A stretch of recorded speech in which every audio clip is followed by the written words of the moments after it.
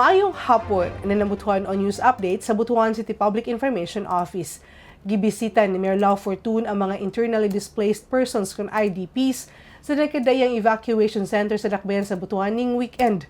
Unang gisusin ni Mayor Fortun ang kahimtang sa mga naapektuhan sa pagbaha, labi na ang ilang gikinahanglan sa Barangay Ampayon. Sa Barangay Antungalon nagpabiling ligon ug nagtinabangay ang mga IDPs aron makabangon luyusan na sinating pagbaha. Adlawng Domingo, gibisita sab sa opisyal ang Barangay Los Angeles, Barangay Santo Niño ug Barangay Lumbukan aron makita mismo ang sitwasyon sa mga pamilya sa evacuation centers.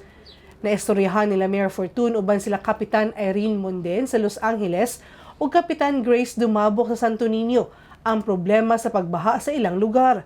Buot kining maaksyonan sa lokal nga panggamhanan ang problema sa baha ug ipaabot sa coordination meeting uban sa mga ahensya sama sa City Engineering Department, DPWH, Butuan City District Engineering Office, SENRD ug uban pa aron matabangan ang mga naapektuhan ug malikayan nga mausab ang parehas nga sitwasyon sa umaabot. Og makato mga updates ning adlaw, alam sa bang pa mga updates, follow and like ang official Facebook page, TikTok, Instagram ug subscribe sa YouTube channel sa Butuan City Public Information Office. 45 days na lang, Pasko na. Ako si Charmaine Awitan, daghang salamat.